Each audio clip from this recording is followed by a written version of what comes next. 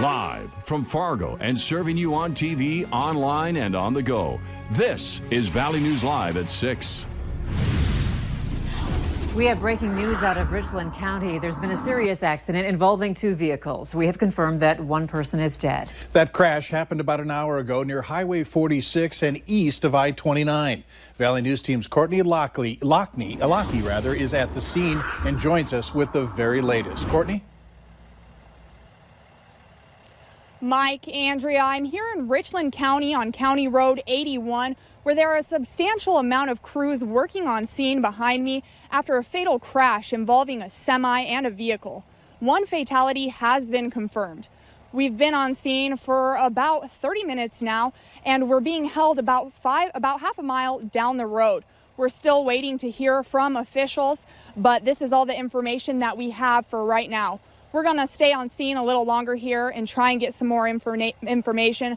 But for now, we'll toss it back to you guys in the studio. Reporting live in Richland County, Courtney Lockney, Valley News Live. All right, thanks, Courtney, and stick with Valley News Live for updates on this breaking story. Recent FBI studies show that on average, it takes at least 5 minutes for first responders to arrive on the scene. And we've seen through recent shootings that a lot of damage can be done in those 5 minutes. Experts say in times of crisis, speed matters. And with the new school year just around the corner, the fear of school shootings is prompting some federal lawmakers to act and school districts to create new policies. Valley News Team's education reporter Veronica Marshall looks into this trend and what our local school districts are doing to keep your kids safe. Veronica? Mike, Andrea, student safety is a huge issue here in our area and nationally. Now, school districts and lawmakers are finding new ways to keep students safe. One way is through panic button apps. School districts in states like Oklahoma, Arkansas, Utah, Texas, and Washington, D.C. are turning to smartphone technology to shorten response times during emergencies. And while some may question how an app can help in a school shooting situation, one developer tells me their panic button app has already seen results. A teacher heard a rumor about a student having a gun at school, hit the active shooter button, and then within 2 minutes, SRO officer was on the scene, and within 8 minutes, they were able to confiscate the gun and lock down the school. I asked North Dakota's Department of Public Instruction about bringing panic buttons to the state, but I was told decisions like that are made at the local level. So I reached out to the schools in our area to see if they had a panic button app for staff or if they've considered bringing one in. Fargo and West Fargo schools both told me they have panic button capabilities at every school, but not for every staff member. Moorhead Public Schools says they aren't using a panic button app. The districts tell me one reason they aren't in favor of the apps is because not all of them tell law enforcement what exactly they're responding to. Andrea? All right, thank you so much. A bipartisan bill in Washington, D.C. wants to set aside $2 billion over the next decade for school security. If passed, the federal grants will cover no more than 50% of the cost of the security improvements. Pretty easy to summarize today's weather throughout the valley. I'd say it was comfortable, but some of you might be getting wet later. Justin is here to run down the possibilities in your no-wait weather planner. Justin? And thank you, Mike and Andrea. Good evening, everybody. We had partly cloudy to mostly cloudy skies across the region as of right now. Most of us staying dry. Temperatures not that bad for this time of year. We are still tracking some showers, especially as you make your way down toward Ransom and Sargent and getting into Richland County. And if you are watching from South Dakota, some showers in your area. They are starting to dissipate and move off to the south. So most of us staying dry as we go through this evening. Temperatures right now ranging from the lower to mid 70s. We keep a light southerly wind around 5 to 15 miles per hour. So we're going to see a slight decrease in the clouds as we go through the evening and overnight as temperatures fall back through the 70s to a low near 60 degrees. And then we're tracking the chance of some strong to possibly severe thunderstorms as we go through tomorrow afternoon. We'll have that a little later on in the newscast. All right, thanks, Justin. The search continues tonight for a man accused of assaulting a Walmart vendor this morning in Mandan. The store was evacuated after a report of a potential stabbing. Authorities say the vendor was making a delivery when he was attacked and cut behind the ear. The victim didn't know the attacker. This is the man police are looking for. He's believed to be in his 30s. Suspect did pull out a knife. The victim had received just a small cut by one ear.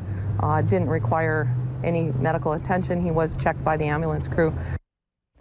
The store is back in operation. If you have any idea who the suspect is, contact authorities. We have new details on the arrest of a man police say stole a car and crashed it into airport gates. Andrew Brooke Hadley is now facing 9 charges. 5 of those are felonies for theft, reckless endangerment, and preventing arrest. According to court documents, Brooke Hadley almost hit several people as he tried to drive away from police. Officers also say he resisted arrest. A glass pipe was also found inside his car. 3 men are in jail after a drug bust in Moorhead. Miguel Castillo and Jared Trevino, both from Fargo, and Raul Cruz from Brownsville, Texas, were arrested and charged with first-degree controlled substance with conspiracy to sell. Authorities seized $13,000 worth of cocaine, 100 grams of marijuana, and a 9mm handgun. Several agencies were involved, including the Lakes to River Drug and Violent Crimes Task Force. A 52-year-old man is in jail tonight accused of trafficking meth and other drugs into the area. Investigators say they received a tip that George Allen Schultz was living and selling drugs in apartments above the Empire Bar and Liquor Store in downtown Fargo. Narcotics officers say that they were able to buy meth from Schultz in his apartment. He was arrested and is facing charges of delivery of meth and delivery of an imitation controlled substance. A trial date has been set for the 45-year-old man accused of killing 4 people in Mandan this spring. 45-year-old Chad Isaac pleaded not guilty today to the murders at RJR Maintenance and Management in April. His trial will begin March 2nd. Isaac is charged with 4 counts of murder, burglary, concealment within a vehicle, and unauthorized use of a vehicle. The death of a Florida toddler has police warning parents about front-load washing machines, advising them to take precautions. Police in Florida say a 3-year-old boy was playing with his sibling last week when he climbed into a front-load washing machine. Police say they think the door closed to create an airtight seal. Local appliance stores tell us their front-load washing machines don't have locks, but there are ways that you can child-proof them, such as a washer-dryer lock or laundry lasso you can buy off of Amazon. For links and more information on this subject, head to our website and click on this story. Plans are on the back burner for a new city logo for Moorhead. The city presented 2 options, one that included the Red River and another with wavy detailing. But many people indicated that they prefer the existing logo depicting the Viking ship inside the Yumcomp Center. Valley News Team's Bailey Hurley talked with officials and explains what the roadblock means for Moorhead's future. The city asked, and boy, did the community respond.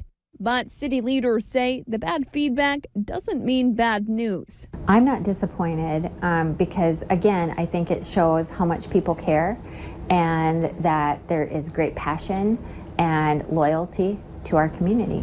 And with recent feedback criticizing the city's use of an out-of-state firm, along with the criticism of the logo options, Bodie says asking for logo ideas from the community isn't out of the question. Whether it'll be a contest, whether it will be a call for submissions, I'm not sure what that, it's premature to say what that will look like right now. She says the idea for a new emblem came from their identity initiative to celebrate Moorhead as what she calls a rising metro. We believe this is where the strong belong, and look at the strong opinions that we got, and look at some of the things, the winter we've gone through, the floods that we go through.